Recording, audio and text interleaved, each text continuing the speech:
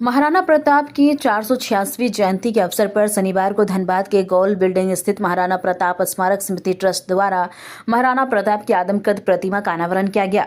कार्यक्रम में पूर्व सांसद पशुपतिनाथ सिंह, मेयर संजीव सिंह, समाजसेवी कुंभनाथ सिंह, पूर्व मेयर इंदु सिंह सहित कई गण्यमान्य लोग एवं बड़ी संख्या में समाज के लोग उपस्थित रहे। कार्यक्रम के दौरान अतिथियों ने महाराणा प्रताप की प्रतिमा पर माल्य अर्पण कर उन्हें श्रद्धांजलि अर्पित की। साथ ही उनके शौर्य, त्याग और राष्ट्रभक्ति को याद करते हुए युवाओं से उनकी आदर्शों पर चलने की भी अपील की गई। पूर्व सांसद पशुपतिनाथ सिंह ने कहा कि महाराणा प्रताप ने मुगल शासक अकबर के खिलाफ हल्दी घाटी के युद्ध में अद्भुत वीरता और पराक्रम का परिचय दिया था। उन्होंने कहा कि इस दौर में महाराणा प्रताप जैसा वीर योद्धा दूसरा कोई नहीं। आज धनबाद में उनकी आदमकद प्रतिमा का अनावरण होना गर्व की बात है। उन्होंने युवाओं से महाराणा प्रताप के संघर्ष, साहस और राष्ट्र प्रेम से प्रेरणा लेने की भी अपील की है।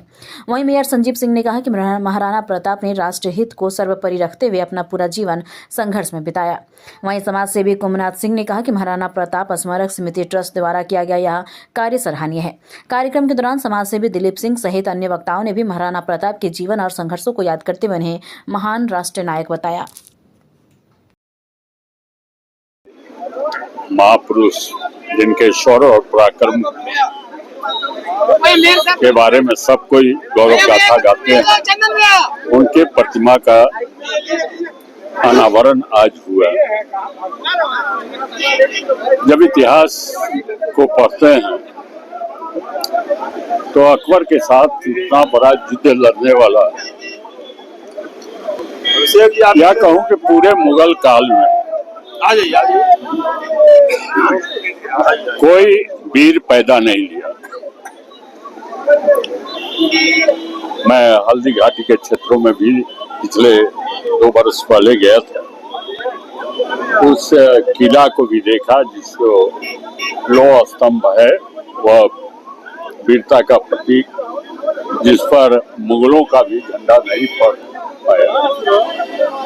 वैसे महापुरुष का प्रतिमा स्थली होना धनबाद में एक प्रेरणादायक कार्य है। इसके लिए महाराणा प्रताप स्मारक समिति को हृदय से धन्यवाद देता हूँ। धनबाद वासी महाराणा प्रताप की जिंदगी से प्रेरणा लेकर यह राष्ट्रभक्ति का संदेश, जिसकी हमेशा आवश्यकता होती है, उसको ग्रहण करने का काम करें। महाराणा प्रताप का आज मूर्ति और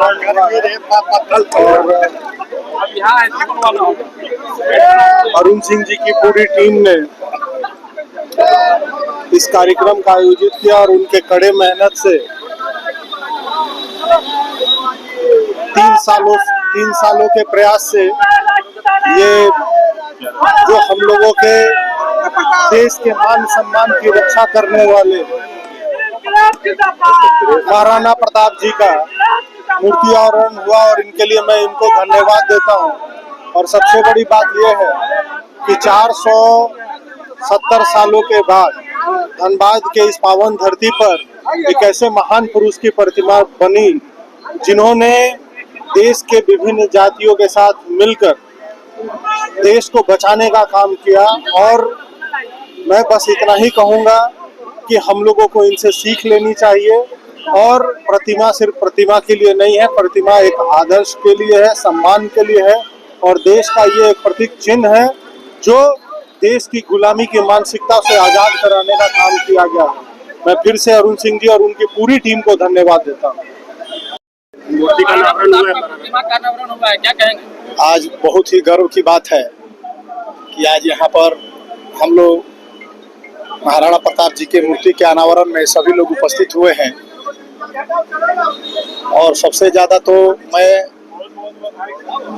महाराणा प्रताप जो आयोजन जो किए हैं यहाँ पर मूर्ति का, स्मारक समिति का जो भी कमेटी है, उस कमेटी को बहुत बहुत मैं धन्यवाद और स्वागत करता हूँ। बहुत मैं उनको नमस्कार करता हूँ कि जो आज यहाँ पर ऐतिहासिक मूर्ति का यहाँ पर अनावरण हुआ है।